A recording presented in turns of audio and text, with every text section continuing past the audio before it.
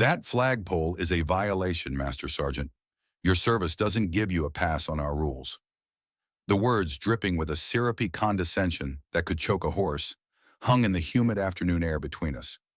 I stood on my own perfectly manicured lawn, the one I'd spent 6 hours on just yesterday, and stared at the woman who had just insulted the very core of my identity. Her name was Karen, and her title, which she wore like a crown of thorns for the rest of us, was president of the Oak Hollow Homeowners Association. She was a woman of about 50, with a physique that suggested a deep and personal relationship with every bakery in a 50-mile radius, and she was clutching a clipboard to her chest as if it were the stone tablets themselves. My flagpole, a simple 20-foot testament to the country I'd spent 25 years serving, stood gleaming in the sun, the stars and stripes fluttering gently in the breeze. It was the first thing I'd installed after my wife Sarah and I closed on this house, our forever home, the place where I was supposed to finally decompress from a life of discipline and danger. Instead, I was facing a new kind of insurgency, one that operated not with IEDs and ambushes, but with bylaws and bureaucratic poison. This woman, in her pastel-colored tracksuit and orthopedic sneakers, was looking at my flag, at the symbol of my brothers and sisters in arms, the very fabric for which some of them had paid the ultimate price, and calling it a violation. The shock was a physical blow, a jolt that tightened every muscle in my body, a response honed by years of reacting to imminent threats. But this wasn't a dusty street in Fallujah.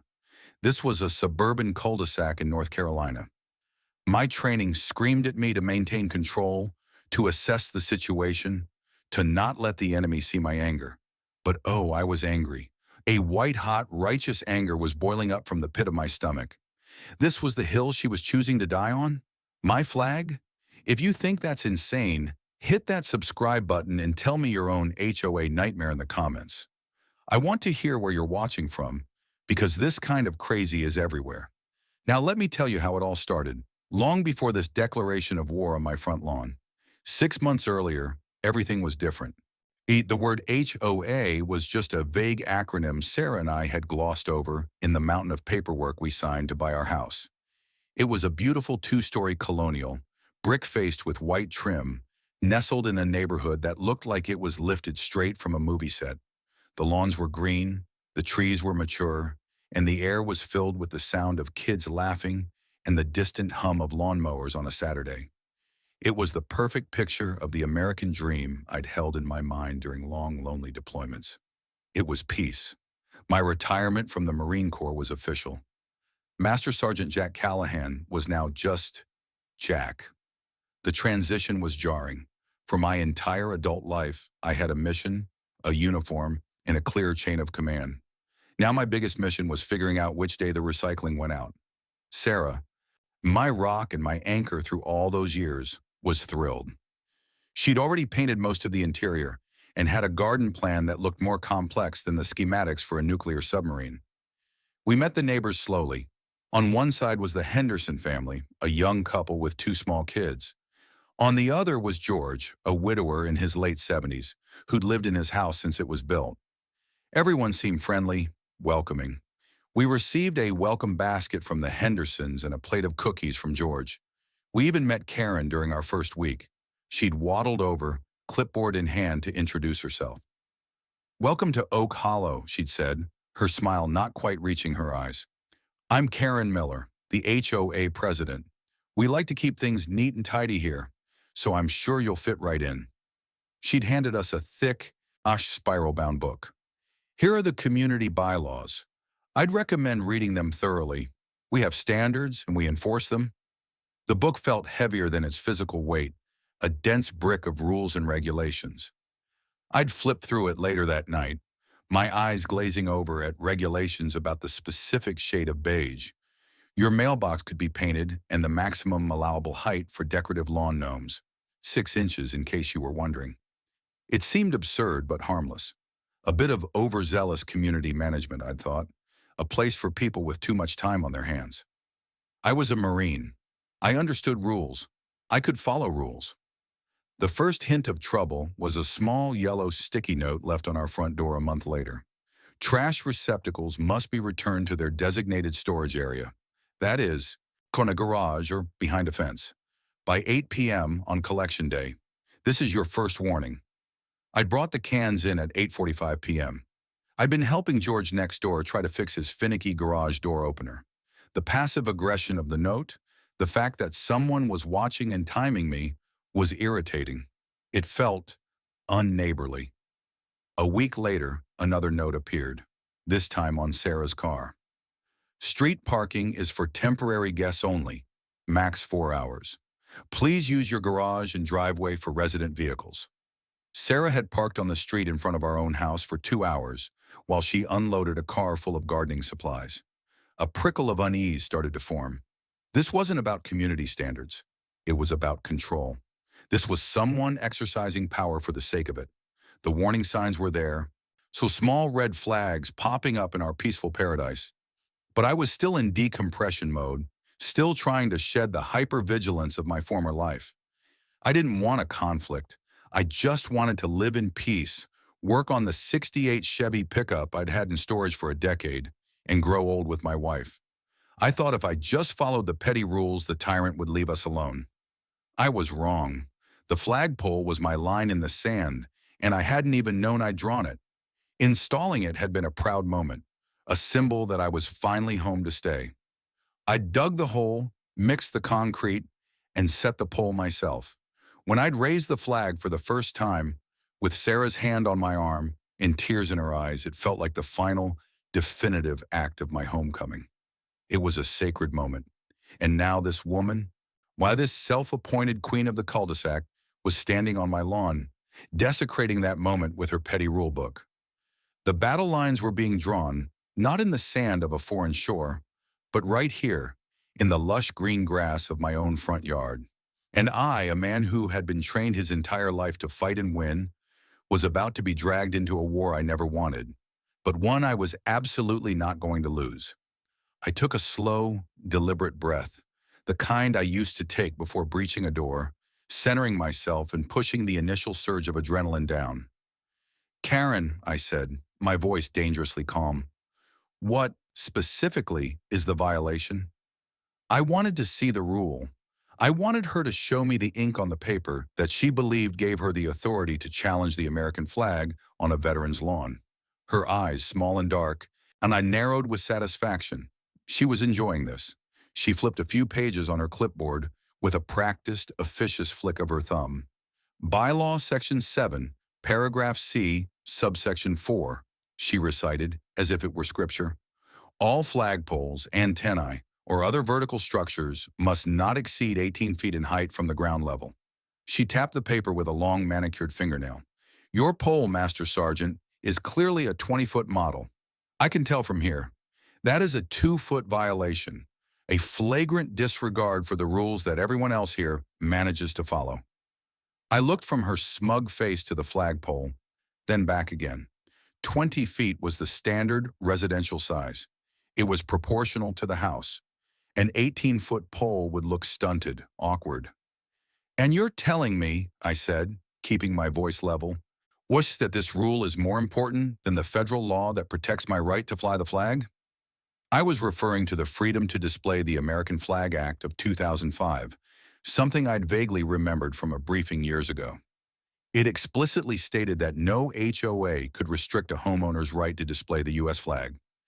Karen scoffed, a short, sharp sound of derision. "Oh, we're not restricting your right to fly the flag. We love the flag," she said, placing a hand over her heart in a gesture of mock patriotism that made my stomach turn. "We are simply regulating the structure it's attached to, which is well within our rights. The pole is an architectural feature, and yours is non-compliant." The legalistic dance was infuriating. It was a perversion of logic, a twisting of words to serve her lust for power. She had found a loophole, a tiny crack in the armor of common sense, and she was driving a wedge into it with all her might. "So what's the solution here, Karen?" I asked, my jaw tight. "You want me to get a hacksaw and lop 2 feet off the top of my flagpole?" The image was so absurd, so insulting, that a humorless smile touched my lips. She didn't appreciate it. "You have 14 days to bring the property into compliance. she announced, her voice taking on the tone of a judge handing down a sentence. If the violation is not corrected by then, you will be assessed a fine of $100 and an additional $50 for every day it remains non-compliant. It's all in the bylaws. She made a neat little check mark on a form on her clipboard. It was a gesture of finality, of power exercised and confirmed. She turned to leave, her victory lap complete. Have a lovely day, Master Sergeant, she called over her shoulder, the title now dripping with pure sarcasm. I watched her waddle back across the street to her own house, a fortress of beige stucco that was, I noted with a grim sense of irony, impeccably compliant. I stood there for a long time, the gentle flapping of the flag the only sound. The peace I had cherished was gone, replaced by a cold, hard knot of resolve in my gut. This wasn't about 2 feet of aluminum. This was about principle. It was about a bully who had mistaken my desire for peace for weakness. That evening, I laid it all out for Sarah. I showed her the bylaw book, the yellow sticky notes, and told her about the confrontation. She sat at the kitchen table, her face etched with worry. Jack, can't we just, I don't know, replace it? Why, is it worth the fight? Her question was reasonable.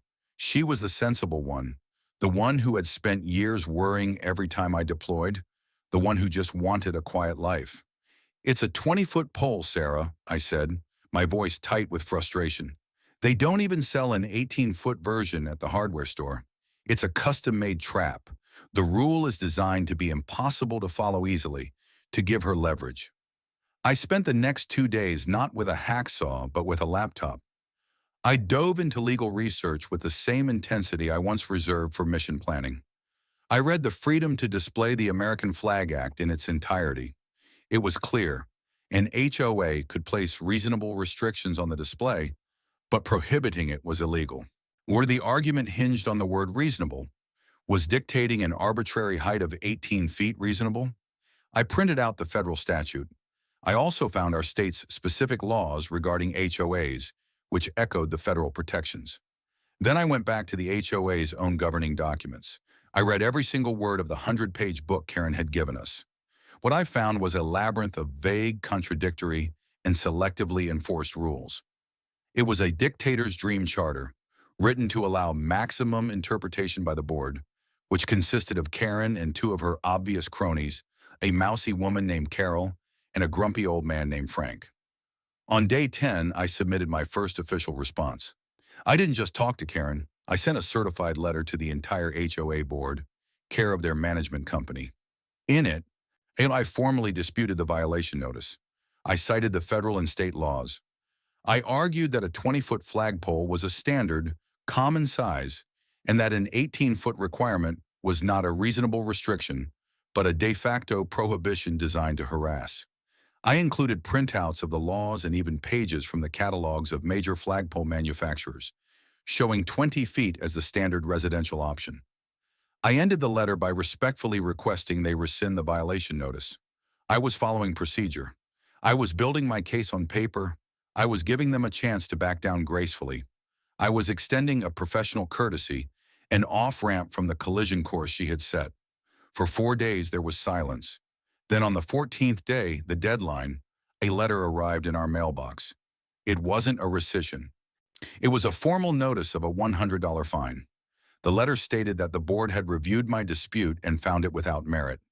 The HOA's architectural standards are not superseded by the cited statutes, it read, in cold bureaucratic language. That was it.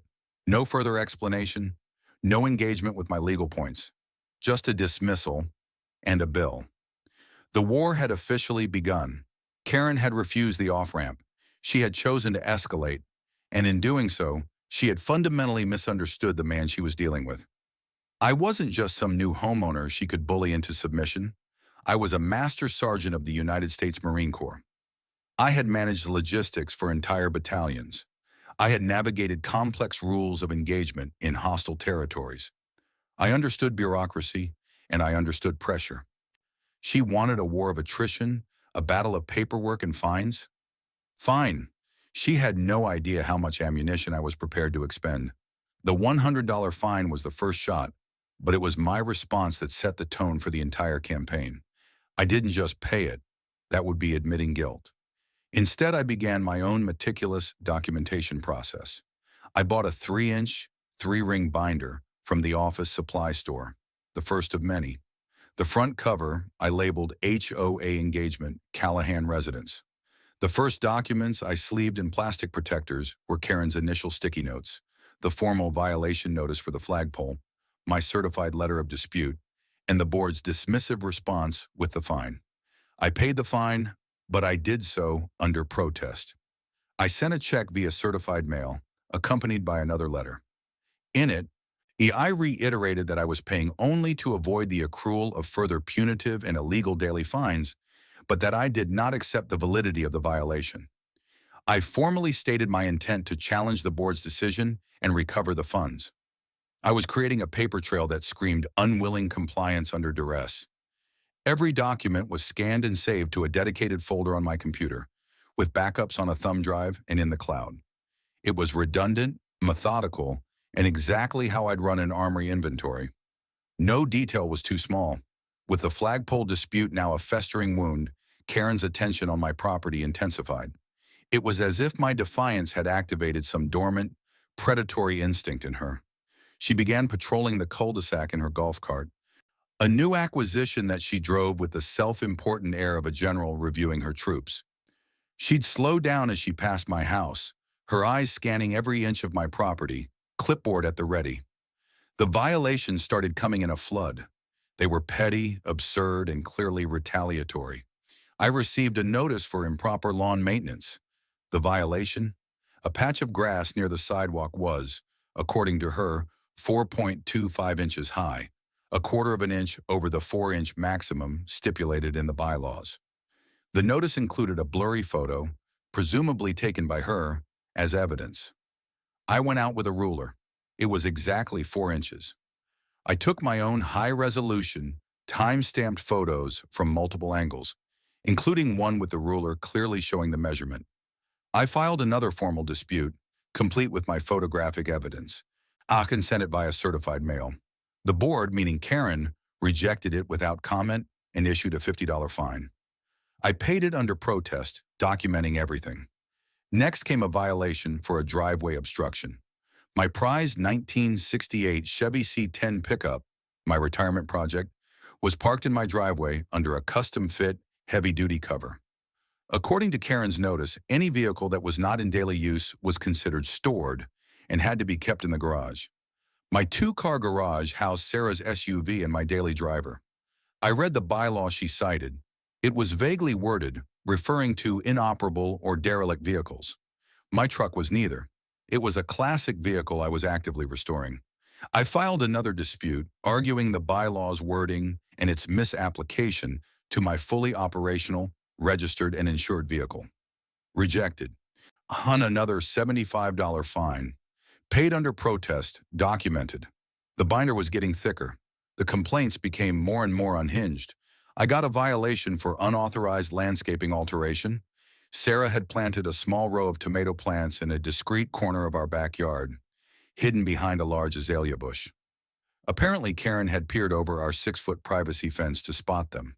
The bylaw she quoted prohibited agricultural cultivation for commercial purposes.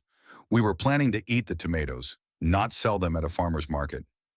We disputed. We were fined. The stress was starting to get to Sarah.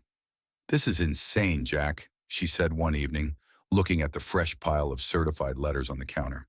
"She's stalking us. I feel like a prisoner in my own home. I'm afraid to even put a new welcome mat out without checking that ridiculous book." I put my arms around her. "I know," I said softly, "but if we give in, she wins, and she won't stop with us. This is how a bully operates. They test for weakness, and when they find it, they exploit it until there's nothing left. We have to be stronger. We have to be smarter." I started talking to my neighbors cautiously at first. I'd catch Mr. Henderson while he was getting his mail. "Ever had any issues with the HOA?" I'd ask casually. His eyes would dart around, as if expecting Karen to pop out from behind a bush. "You learn to keep your head down," he whispered. "Last year she fined me because the stain on my deck had faded by, and I, quote, "seen an aesthetically displeasing amount. Cost me $2,000 to have it restained to her satisfaction. I spoke to George, my elderly neighbor. He was even more fearful. His wife, Martha, had recently become ill, and her health was declining. She sent me a letter about the weeds in my flower beds, he said, his voice trembling slightly. With Martha, it's hard to keep up. I try. I really do. The fear was palpable. Karen had created a regime of terror, where neighbors were afraid to even talk to each other about their shared oppression. This realization hardened my resolve. This wasn't my fight anymore. It was for the Hendersons, for George and Martha, for everyone who was too scared to stand up for themselves. My personal war was becoming a campaign of liberation. I started carrying a digital voice recorder in my pocket whenever I was outside. The next time Karen confronted me, I was ready. She rolled up in her golf cart as I was oiling a squeaky hinge on my side gate. Master Sergeant, she barked, not even bothering with a greeting. That is an unapproved modification. Any hardware changes, even for repairs, require an architectural review form to be submitted in advance. I looked at the hinge, then at her. I calmly reached into my pocket and turned on the recorder. Karen, for the record, could you please state your name and position for this recording? Her face, already flushed, turned a deep, blotchy red. What do you think you're doing? You can't record me. Actually, in this state, as long as one party to the conversation consents, which I do, it's perfectly legal, I said calmly, reciting the law I had looked up for this exact purpose. Now, would you please repeat your assertion that I need to file a form to oil a squeaky hinge? She was sputtering, a fish pulled from the water. Her power was based on private intimidation and her carefully constructed paper trail. The idea of an objective, unalterable record of her own words terrified her. She glared at me, her mouth opening and closing silently. Finally, she put the golf cart in reverse. "You'll be hearing from the board," she shrieked as she sped away. A small victory, but a significant one. I had found a new weapon, her own voice. The binder now had a new section, audio evidence. The complaints didn't stop, but they were no longer delivered in person. They came exclusively as formal letters, each one more desperate and vindictive. By the 6-month mark, I had received 37 distinct violations, each one disputed, each fine paid under protest.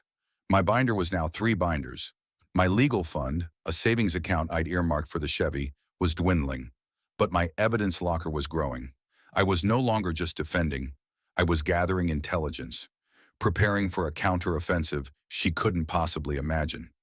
The turning point came not from a violation against me, but against George. It was a cold, rainy Tuesday when I saw the letter, plastered to his front door in a plastic baggie, the certified mail slip hanging below it like a tale of shame. George was a proud man, a veteran of the Korean War, and this public posting was a deliberate act of humiliation by Karen. I walked over, my boots sinking slightly into the sodden lawn. George opened the door before I could knock, his face a mask of despair. He held the letter in his trembling hand. "She's making me take it down, Jack," he said, his voice cracking. "The ramp." A few weeks prior, George's wife, Martha, had taken a bad turn. She was now largely confined to a wheelchair, and getting her in and out of the house for doctor's appointments had become a daily struggle. George, with the help of his son, had installed a simple, sturdy wooden ramp over the 2 steps leading to his front door. It wasn't beautiful, but it was functional and, more importantly, necessary. The violation notice in his hand was for an unapproved structural addition.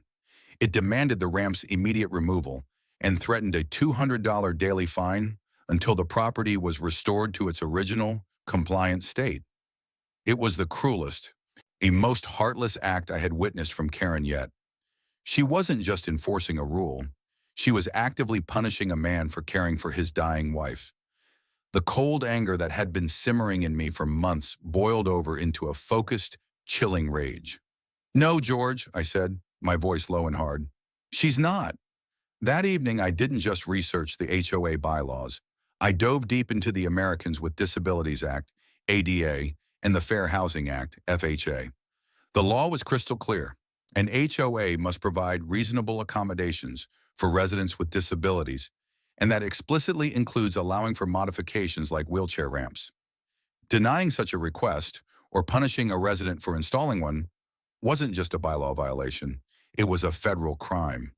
My next move was to force a public confrontation. According to the bylaws, a homeowner who disputed a violation had the right to a hearing before the board. Most people, like George, were too intimidated to request one. I wasn't. I helped George draft the letter requesting a formal hearing, and then I drafted one of my own. I sent a letter to the board, CCing every single homeowner in the subdivision. In it, I stated my intention to attend George's hearing as his designated representative and advocate. I cited the specific bylaw that allowed a homeowner to be represented by another party. I also included a brief professional summary of the relevant sections of the ADA and FHA, putting the board on formal notice that they were wading into federally protected territory. The gauntlet was thrown. The community, which had been silent for so long, began to stir. My letter, delivered to 75 mailboxes, was a spark in the tinderbox. My phone started ringing. It was Mr. Henderson. "Jack, what you're doing for George, it's the right thing. My wife and I were behind you. What can we do?" Then another call, from a woman down the street I'd only ever waved to. "That woman fined my son for leaving his bicycle on the lawn for 20 minutes. We're sick of it. We'll be at that meeting."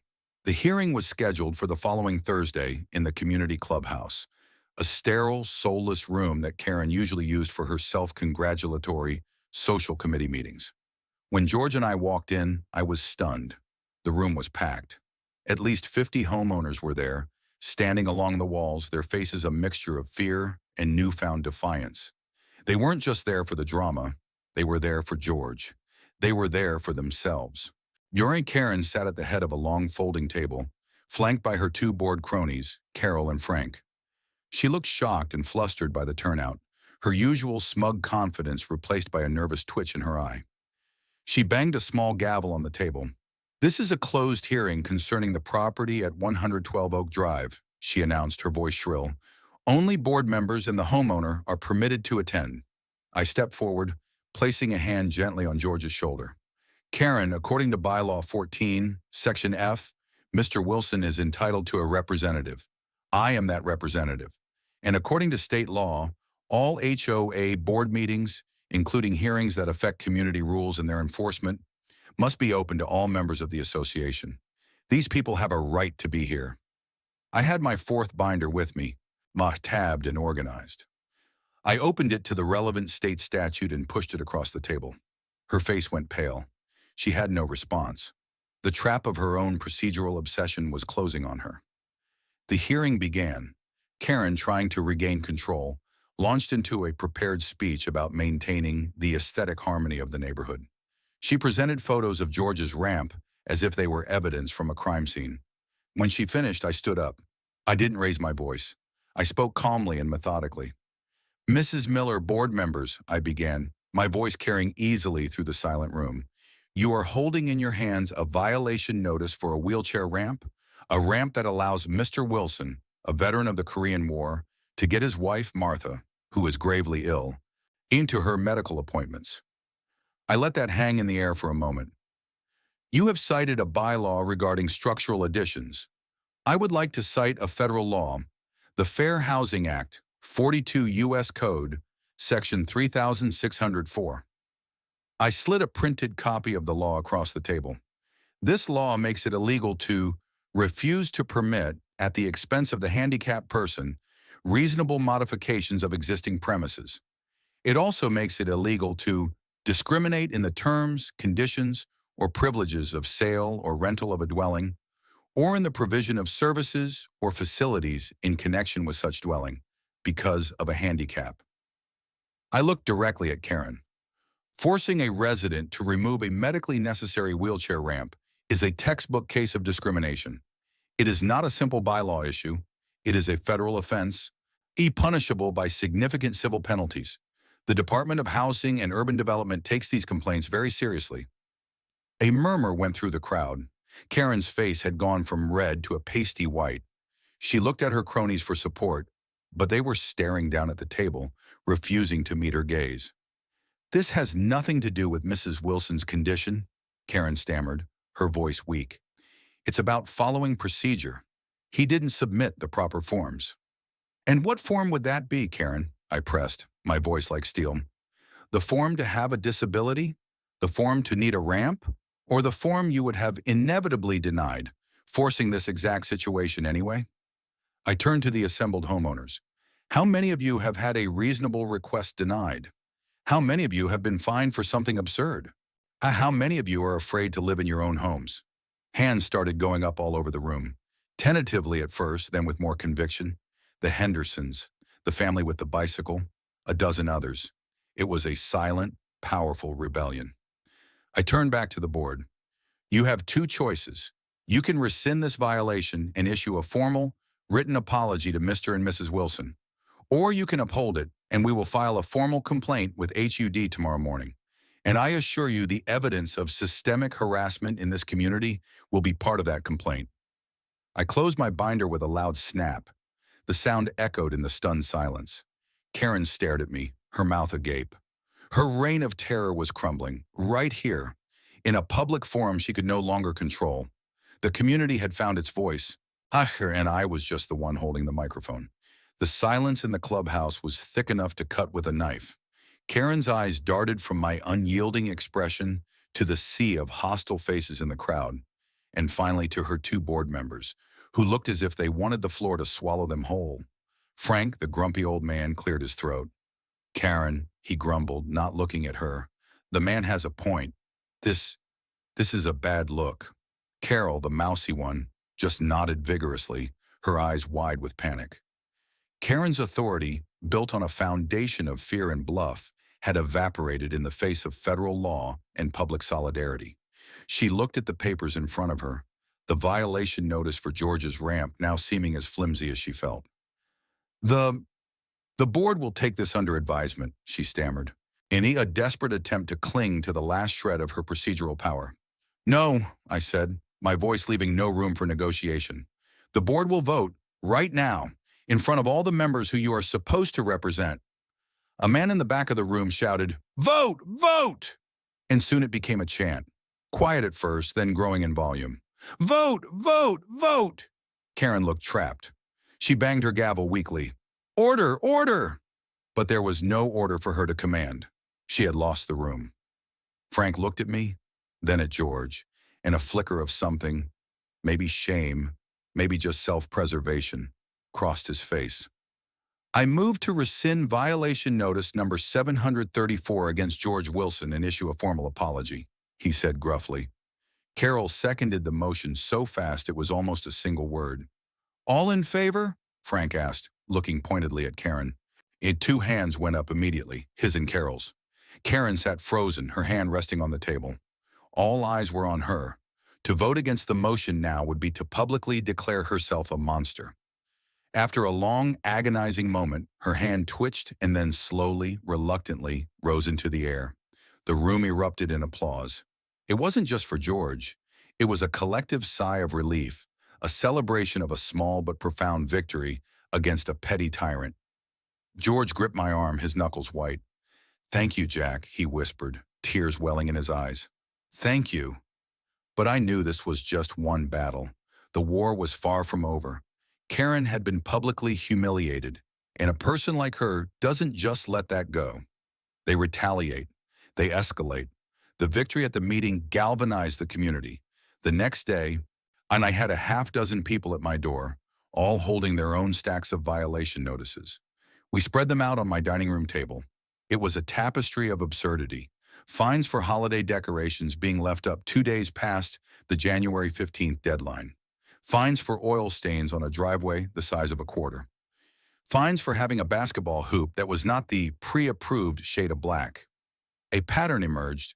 Karen targeted new residents, the elderly, and anyone who dared to question her authority at a meeting. The fines were her weapon, and she wielded it without mercy. We had the evidence of a pattern of abuse, but what we needed was a legal strategy. My binders of documents were impressive, but they were a defensive measure. It was time to go on the offensive. I called the only person I knew who might be able to help. David Chen, not a former JAG officer I'd served with in Okinawa.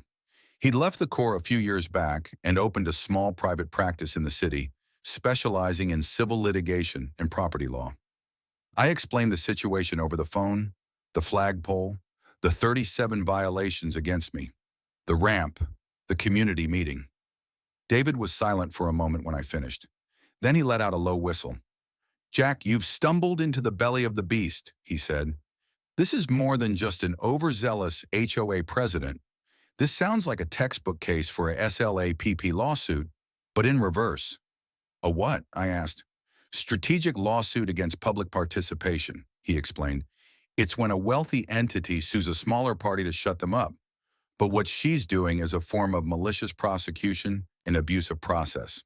And she's using the HOA's legal and administrative power not to enforce rules, but to harass and intimidate you into submission.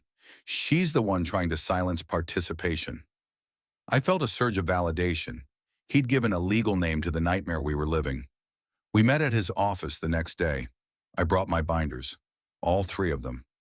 I laid them on his conference table, and for the next 2 hours I walked him through every violation, every letter, every photo, every audio recording. He listened intently, his expression growing more and more grim. When I was done, he leaned back in his chair and looked at the mountain of evidence. "This is incredible, Jack," he said, a slow smile spreading across his face. "This is a prosecutor's dream. You've done all the work. The meticulous documentation, the certified mail, the recordings. It's perfect." "So we sue her?" I asked, eager for action. David held up a hand. "Not yet. A lawsuit is our nuclear option. Right now, she thinks she's fighting you. One homeowner. We need her to keep going. We need her to build our case for us until it's so undeniable that no judge in the country could look at it and see anything other than a malicious, targeted campaign of harassment." His strategy was counterintuitive, but brilliant. It was a legal rope-a-dope. Let the enemy exhaust herself, overextend, and make critical mistakes. "So what do I do?" I asked. "You keep doing exactly what you've been doing," David said, his eyes gleaming. "You document everything. You dispute every single charge. You pay every fine under protest. You record every interaction. But from now on, you send me a copy of everything. We're going to build a second, shadow set of binders right here, and you tell George and the others to do the same. Let her think the meeting was a fluke, that she's regaining control. Let her get cocky." He leaned forward, his voice dropping. "She's filed 37 complaints against you in 6 months, right? I want to see that number double. I want it to be so ridiculously high, so patently absurd, that when we finally walk into a courtroom, the judge will be insulted on your behalf before I even say a word." It was a bold, patient strategy. It required me to endure more harassment, more fines, more stress. But I understood the military logic behind it. We weren't just aiming to win a skirmish. We were setting the conditions for a decisive, overwhelming victory. I went home and explained the plan to Sarah, and then to a small group of the most committed neighbors, the Hendersons, George, and a few others. There was trepidation, but also a sense of empowerment. We weren't just victims anymore. We were soldiers in a quiet war, gathering intelligence for a coming storm. And as David predicted, Karen, recovering from her public humiliation, doubled down. The violation notices started coming faster, with more frequency. It was like she was trying to make up for lost time, to reassert her dominance through sheer volume. The number of complaints against me climbed, 40, 50, 60. The reasons became more and more ludicrous. Unapproved seasonal wreath. The hook was a 1/4 inch too wide. Improperly stored gardening hose. It wasn't coiled in a perfect circle. Nuisance light emission. The motion sensor security light on my garage, which was identical to a dozen others in the neighborhood. With each new violation, I followed David's instructions to the letter. I disputed, paid under protest, and sent a full copy to his office. The cost was mounting, both financially and emotionally. My legal fund was gone, and I was now dipping into my retirement savings. Sarah was a saint, but I could see the toll it was taking on her. But every time I felt my resolve waver, I would think of George and Martha, or I'd get a call from David. "Keep going, Jack," he'd say. "She's handing us the rope. All we have to do is let her keep braiding it." By the 1-year anniversary of the flagpole incident, The number of violations filed against me personally had reached a staggering 83. The sheer absurdity of the number was a weapon in itself. My collection of binders now took up an entire shelf in my home office, a testament to Karen's unhinged obsession and my own disciplined resistance. The cost had been immense. I had paid out over $5,000 in fines, all under protest, and thousands more in certified mail fees and administrative costs. But according to David, our investment was about to pay a massive dividend. We now had an ironclad case not just for harassment, but for a whole slew of civil claims: abuse of process, malicious prosecution, intentional infliction of emotional distress, and even a potential breach of fiduciary duty claim against Karen as the HOA president. The community alliance had solidified. Our small group of rebels had grown into a well-organized network. We used a private messaging group to share information and support each other. When someone received a violation, we'd all help them draft the dispute, take photos, and document the process. We were no longer isolated and afraid. We were a unit. Our secret weapon was a public records request. David had guided us through the process of formally requesting years of the HOA's financial records, meeting minutes, and correspondence. Under state law, they were required to provide them. After weeks of stonewalling, a threatening letter from David's office finally compelled them to release the documents. What we found was a cesspool of cronyism and financial mismanagement, all orchestrated by Karen. We discovered that the HOA's landscaping contract, worth over $100,000 a year, was held by a company called Perfect Petals Landscaping. A little digging revealed that the owner of Perfect Petals was Karen's cousin. The contract had been awarded without a competitive bidding process, and the rates were nearly 30% higher than the industry average. We found that the company hired to restain Mr. Henderson's deck was owned by Karen's brother-in-law. We found dozens of invoices for administrative supplies from an office supply company that, it turned out, was a P.O. box registered to Karen herself. She was literally using HOA funds to buy the paper and ink she used to terrorize us. The meeting minutes were even more damning. They showed a clear pattern. Any homeowner who questioned a fee or a decision at a meeting was suddenly inundated with violation notices in the following weeks. Well, the records were a perfect reflection of what we had all experienced. Her abuse wasn't just personal, it was systemic and financially motivated. David was ecstatic. "This is the motherlode, Jack," he said over the phone. "This goes way beyond harassment. This is self-dealing and fraud. We can now pierce the corporate veil. When we sue, we're not just going after the HOA's insurance policy, we're going after her personal assets." It was time to pull the trigger. But David had one more strategic move planned. He didn't want to just win in court. He wanted to dismantle Karen's power base completely. He advised us to organize a special meeting of the Homeowners Association. The bylaws, which Karen had always used as her sword, had a provision she'd likely forgotten. If 25% of the membership signed a petition, they could call a special meeting that the board was required to attend. For the next week, we went door to door, armed with our petition and a concise one-page summary of our findings. We showed our neighbors the evidence of the financial mismanagement, the self-dealing, and the pattern of retaliatory fines. The fear that had once gripped the community was replaced by a cold, hard anger. Getting the signatures was easy. We got over 50% of the homeowners to sign on. We formally submitted the petition and scheduled the meeting for 2 weeks later, once again in the community clubhouse. This time we came prepared. We rented a projector and a screen. Mr. Henderson, who worked in IT, helped set it up. I spent days preparing a presentation, a slide deck that laid out our case with the dispassionate precision of a military briefing. And the night of the meeting, the clubhouse was overflowing. People were standing in the doorway and peering through the windows. Karen, Carol, and Frank sat at the head table, looking stunned and cornered. Karen tried to take control from the start, banging her gavel and trying to set the agenda. I stood up and took the microphone we had brought. "Thank you for attending, Karen," I said, my voice calm and amplified. "But this meeting was called by the members, and we will be setting the agenda tonight." I clicked the first slide onto the screen. It was a picture of my house. The title read, "The Anatomy of Harassment, a Case Study." For the next hour, I walked the community through our year-long nightmare.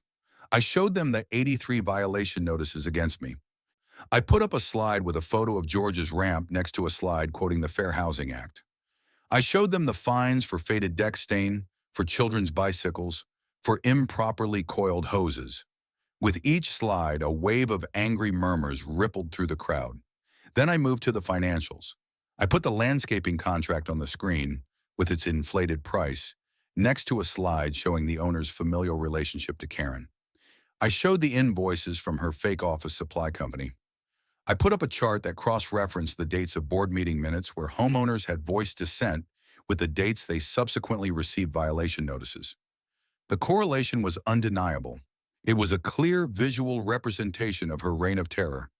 Karen was shouting now, screaming about slander and libel, but her voice was drowned out by the angry roar of the community she had abused for so long. People were on their feet, yelling, pointing. "Thief!" someone shouted. "Resign!" screamed another. Frank and Carol were shrinking in their seats, trying to become invisible. The final slide was simple. It just had two words on it. What's next? I turned to the audience. The first step is to reclaim our community.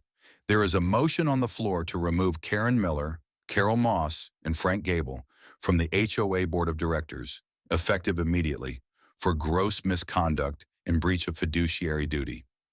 Mr. Henderson, acting as the meeting secretary, called for a vote. It was nearly unanimous. Karen, Carol, and Frank were stripped of their titles in a humiliating public spectacle. Karen, her face a mask of purple rage, stood up.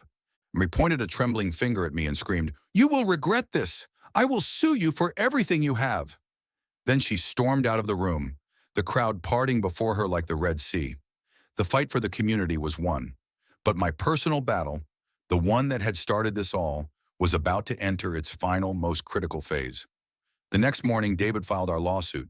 It named Karen Miller personally, not just the HOA. The 83 complaints were no longer just a source of frustration. They were Exhibit A in a multi-count civil action for damages. The trap had been sprung. The lawsuit landed like a bombshell. Karen, true to her word, responded not with contrition, but with aggression. She hired a lawyer, a slick, overconfident man from a downtown firm who clearly underestimated the situation. They filed a countersuit against me for defamation, citing the community meeting, and a motion to dismiss our case as frivolous. It was a classic bully tactic designed to intimidate and drain resources. But David had anticipated it. "Let them," he said with a grin when he called to tell me. "They're just digging the hole deeper.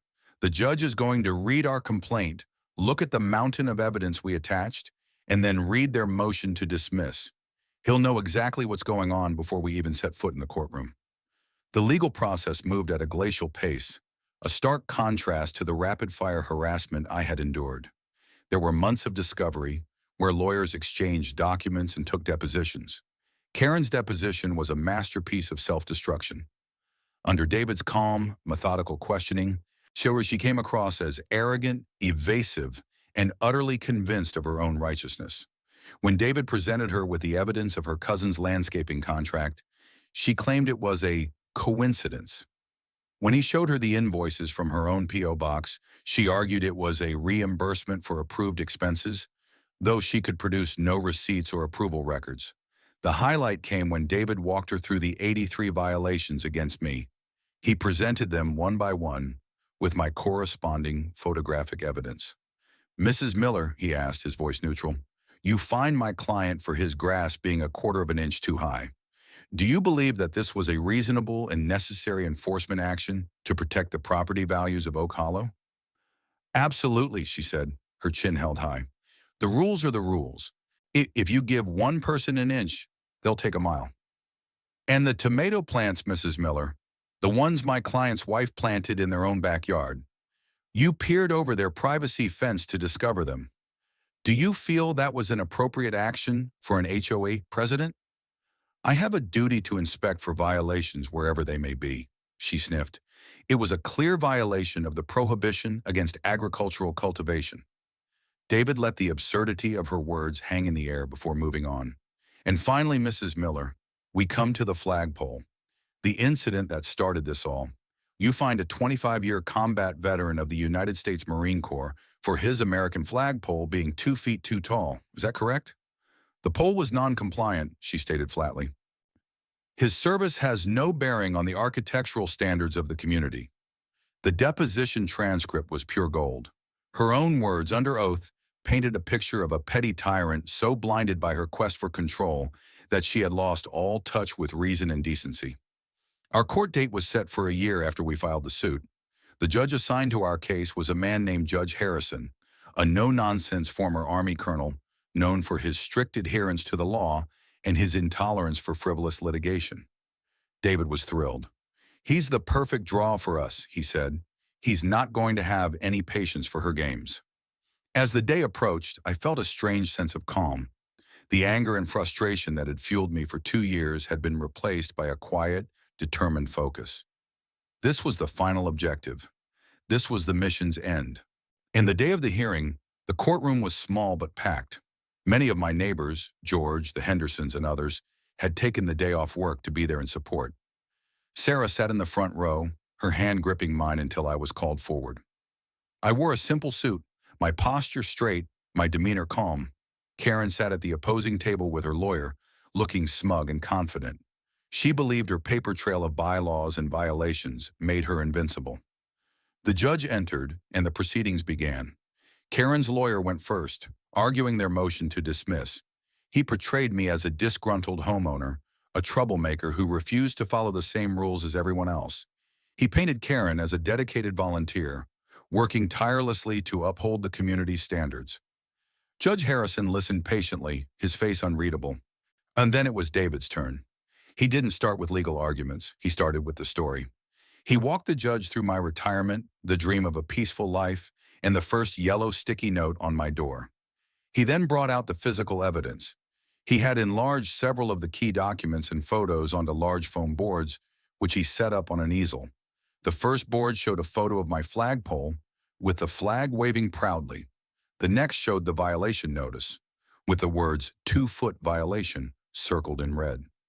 He then placed another board next to it, a giant copy of the Freedom to Display the American Flag Act. "Your Honor," David said, his voice ringing with quiet authority, "this is where it began. Not with a legitimate community issue, but with an illegal and insulting attack on a veteran's right to display the flag of the country he served." He then moved on to the ramp. He showed the picture of George's simple wooden ramp, and then a picture of George and Martha, frail and elderly. He put the violation notice next to it, with the $200 daily fine highlighted. "This is what Mrs. Miller calls upholding standards, Your Honor," David said, punishing an old soldier for trying to care for his dying wife. Finally, he came to the grand finale. He had 2 of his assistants bring in 4 massive binders, our copies of the evidence. They stacked them on the table with a loud thud that echoed through the silent courtroom. "Your Honor, what you see before you are 83 separate complaints filed against one man, my client, in the span of 1 year. 83 complaints. Not for loud parties, not for criminal activity, not for anything that actually impacted the health, safety, or welfare of the community. These are complaints for grass that was allegedly a 1/4 inch too tall, for a welcome mat of the wrong color, for a wreath on his door." He picked up one of the binders. "This isn't the enforcement of rules, Your Honor. This is a weaponized bureaucracy. This is a documented, systematic campaign of malicious harassment. This is the very definition of abusive process." The judge, who had been leaning back in his chair, slowly leaned forward. He looked at the binders, then at Karen. For the first time, a flicker of fear appeared in her eyes. He picked up the stack of papers in front of him, our original complaint. "Mrs. Miller," Judge Harrison said, his voice low and dangerous, "I have read the complaint. I have seen the evidence presented today, and I have read your deposition. In it, you state that you believe all 83 of these violations were reasonable and necessary. Do you stand by that testimony today?" Karen, bolstered by a whisper from her lawyer, stood up. "Yes, Your Honor. The rules were violated, and I enforced them." The judge stared at her for a long, silent moment. "I see," he said softly. Then he turned his attention to the legal arguments. But his tone had shifted. The tide had turned. The weight of 83 pieces of paper was about to come crashing down on the person who had written them. Judge Harrison took off his glasses and rubbed the bridge of his nose. a gesture that somehow seemed more ominous than any outburst would have, as he looked from the four massive binders on David's table to Karen, who was still standing, her expression a mixture of defiance and dawning horror. "Mrs. Miller," the judge began, his voice deceptively mild, "I am a firm believer in the rule of law. I believe in contracts. A homeowners association's covenants are a form of contract. But the law is not a cudgel for personal vendettas. The legal process is not a toy for tyrants to play with." He put his glasses back on and looked down at the papers before him. "I have reviewed the 83 complaints filed by you, in your capacity as HOA president, against Mr. Callahan. I find them to be, taken as a whole, a shocking and egregious example of malicious prosecution. The sheer volume and petty nature of these complaints serve no legitimate purpose of the HOA. Instead, they reveal a targeted campaign of harassment against a resident who dared to question your authority." Karen's lawyer started to rise, an objection forming on his lips, but the judge silenced him with a single, sharp glance. "Sit down, counselor. Your client is the one on trial here, whether she realizes it yet or not." He turned his gaze back to Karen. "You weaponized your position. You used the threat of fines and legal action to intimidate not just Mr. Callahan, but an entire community. You harassed an elderly man for installing a medically necessary wheelchair ramp, an action that is not only morally reprehensible, but also in flagrant violation of federal law. You engaged in self-dealing, awarding lucrative contracts to your own family members without disclosure or competitive bidding, in a clear breach of your fiduciary duty to the homeowners you were supposed to represent." Each sentence was a hammer blow, dismantling Karen's entire world. The color drained from her face, leaving it a pasty, doughy white. "Therefore," the judge continued, his voice hardening, "the court finds in favor of the plaintiff, Mr. Callahan, on all counts. The defendant's countersuit for defamation is dismissed with prejudice. It is not defamation to speak the truth, Mrs. Miller, and the truth of your conduct has been laid bare in this courtroom." He wasn't finished. "Regarding the 83 complaints, the court hereby throws out every single one of them. All fines paid by Mr. Callahan in relation to these complaints, totaling $5,450, are to be reimbursed to him by the HOA, with interest, within 30 days. A wave of relief washed over me. Sarah squeezed my hand so hard I thought she might break it. But the judge was still speaking, and his tone grew colder still. "However, simple reimbursement is not a sufficient remedy for the damage done here. The legal system was abused, a citizen's peace was stolen, a community was terrorized. There must be a penalty for that. The legal doctrine of abusive process exists for precisely this kind of situation, when the legal process is used for a purpose for which it was not intended, as a tool of coercion and harassment." He looked directly at Karen, his eyes like chips of ice. "This court is levying a punitive fine. This fine is not against the Oak Hollow HOA, whose members are victims here as well. This fine is against you, Karen Miller, personally." He paused for effect, letting the weight of his words sink in. The courtroom was utterly silent. "For your systematic and malicious abusive process, for your campaign of harassment, and for your breach of fiduciary duty, you are hereby fined $75,000. A collective gasp went through the courtroom. Karen swayed on her feet as if she'd been physically struck. Her lawyer had to grab her arm to keep her from collapsing. $75,000. It was a life-altering amount of money. It was a number so large it couldn't be ignored or dismissed. It was justice, quantified and delivered in a single devastating blow. "Furthermore," the judge added, "you are permanently barred from serving on the board of any homeowners association in this state for life. The court will also be forwarding the findings of financial misconduct from this case to the district attorney's office for their review and potential criminal investigation." That was the final nail in the coffin. Not only was her power stripped and her finances shattered, but she was now facing the possibility of criminal charges. The self-appointed queen was not just dethroned, she was exiled and branded. Judge Harrison banged his gavel. "This court is adjourned." The sound cracked through the stunned silence. As the judge swept out of the room, the courtroom erupted. My neighbors swarmed me, clapping me on the back, shaking my hand. George, his eyes shining with tears, gave me a fierce, bony hug. "You did it, son," he said. "You gave us our neighborhood back." Sarah was crying and laughing at the same time, winning her arms wrapped around my neck.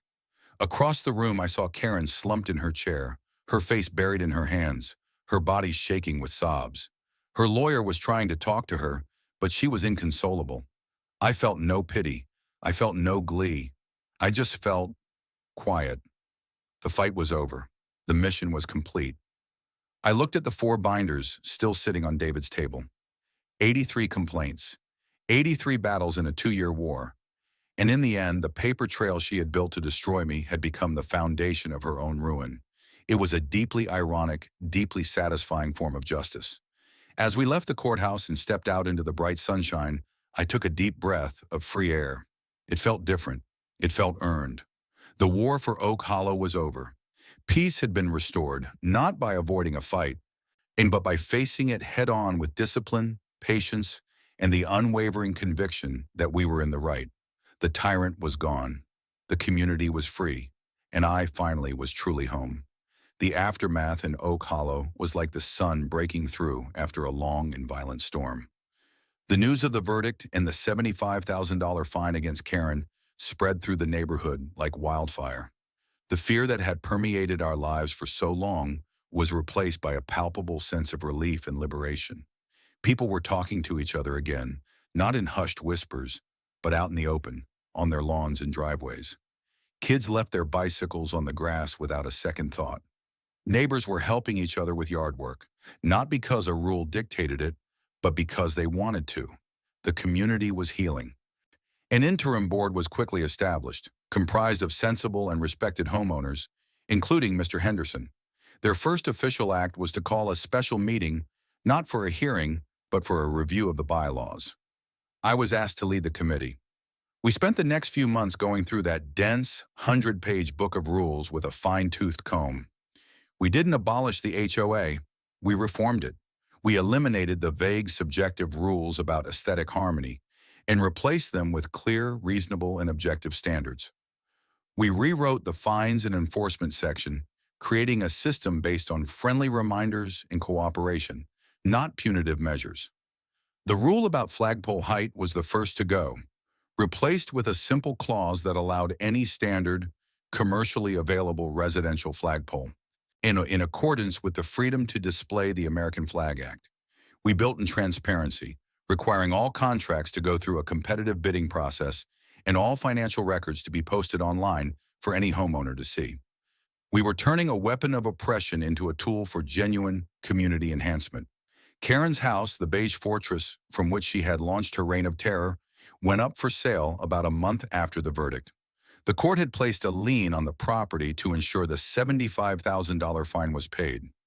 She and her husband, a man I had seen maybe 3 times in 2 years and who always looked thoroughly defeated, packed up their lives in a shamefaced silence. The moving trucks came on a Saturday. I was in my driveway, finally working on my '68 Chevy. The engine was partially disassembled, parts laid out neatly on a tarp. The sun was warm on my back, and the sound of my wrench tightening a bolt was, for the first time, just the sound of a man working on his truck, not a potential noise violation. I watched as the last of their boxes were loaded. Karen emerged from the house, her face pale and drawn. She wouldn't look at anyone. She just got into the passenger seat of their car, a diminished figure, a queen without a kingdom. As they drove away down the cul-de-sac for the last time, I felt a chapter of my life definitively close. There was no triumph in her personal ruin, only a somber sense of justice served. The system had worked. The bully had been held accountable. Later that afternoon, a small crowd gathered on my front lawn. George was there, along with the Hendersons and a dozen other neighbors. They had brought tools and a brand new 25-foot heavy-duty flagpole. It was their gift to me. "We figured 20 feet was a good start," Mr. Henderson said with a grin, "but we think you've earned an upgrade." We spent the rest of the afternoon working together, digging the new, deeper footing, mixing the concrete, and setting the pole. It was a community project, a symbol of our shared victory. When the concrete was set, we attached the flag, a brand new, larger flag that the Hendersons had bought. As I raised it up the pole, watching it unfurl against the clear blue sky, it felt different than the first time. The first flag had been a symbol of my personal homecoming. This one was a symbol of our collective freedom. It represented a community that had found its voice and its strength. But it was a testament to the fact that one person, armed with the truth and a whole lot of patience, could stand up to injustice and win. In the months that followed, life in Oak Hollow settled into the peaceful rhythm I had always dreamed of. The new family that moved into Karen's old house was wonderful. They had two young kids who played basketball in the driveway, and no one measured the color of their hoop. George's wife, Martha, passed away peacefully a few months later. The whole neighborhood rallied around him, bringing food, offering comfort, and helping him with the things he couldn't manage alone. Her ramp remained, a quiet monument to the fight that had brought us all together. My legal fees had been substantial, but the HOA, under its new leadership, she voted to reimburse me not only for the fines but for a significant portion of my costs, recognizing that my fight had saved the community from further abuse and potential bankruptcy. With the money I had left over, I finally finished restoring my Chevy. The first time I fired up the rebuilt engine, its deep, rumbling V8 roar echoed through the neighborhood. No one called to complain. Instead, Mr. Henderson came over with 2 cold beers to admire the chrome. My life was finally my own. My peace was no longer fragile or threatened. It was solid, built on a foundation of justice and community. I had learned that true peace isn't the absence of conflict, but the ability to resolve it justly. Sometimes standing your ground is the only way to find it. And sometimes the pettiest of tyrants can teach you the most profound lessons about freedom, courage, and the quiet, unyielding power of a well-documented binder. The war was over, but the victory was something we would all live with every single day in the quiet, beautiful, and finally free streets of Oak Hollow.